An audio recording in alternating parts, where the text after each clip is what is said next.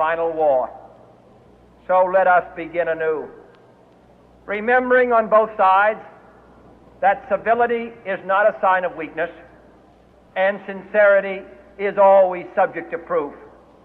Let us never negotiate out of fear, but let us never fear to negotiate.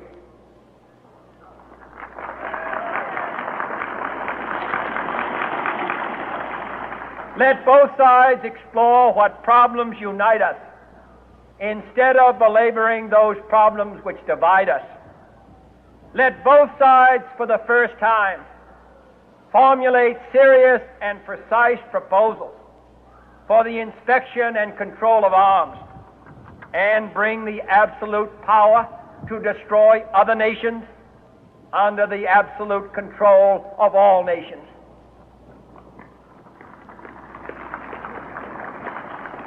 Let both sides seek to invoke the wonders of science instead of its terrors. Together, let us explore the stars, conquer the deserts, eradicate disease, tap the ocean depth, and encourage the arts and commerce. Let both sides unite to heed in all corners of the earth the command of Isaiah to undo the heavy burden and let the oppressed go free.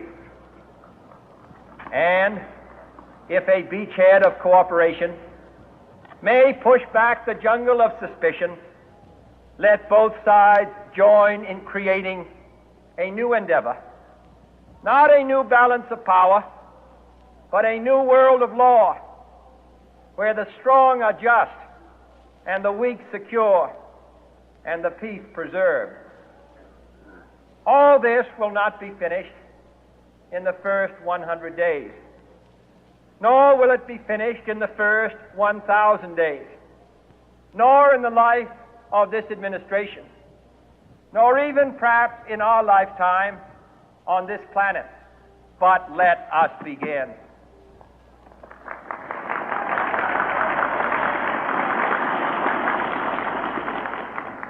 In your hands, my fellow citizens, more than mine, will rest the final success or failure of our course.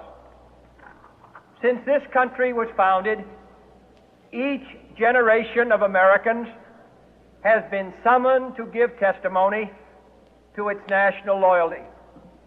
The graves of young Americans who answered the call to service surround the globe.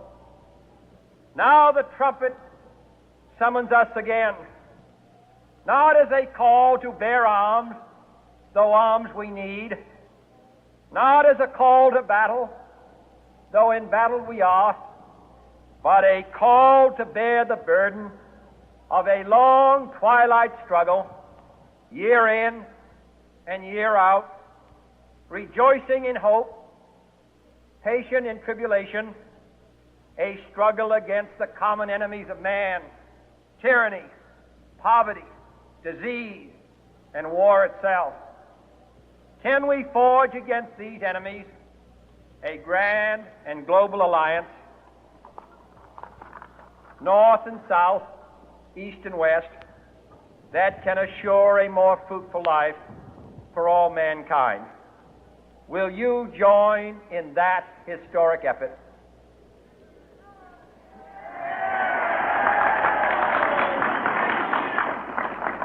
In the long history of the world, only a few generations have been granted the role of defending freedom in its hour of maximum danger.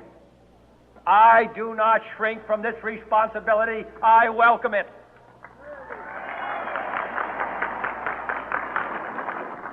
I do not believe that any of us would exchange places with any other people or any other generation. The energy, the faith, the devotion which we bring to this endeavor will light our country and all who serve it. And the glow from that fire can truly light the world. And so, my fellow Americans, ask not what your country can do for you. Ask what you can do for your country.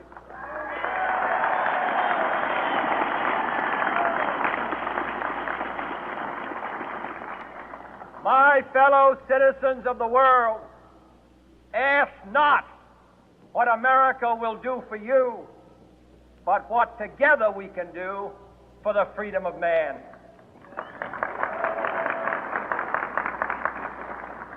Finally, whether you are citizens of America or citizens of the world, ask of us here the same high standards of strength and sacrifice which we ask of you.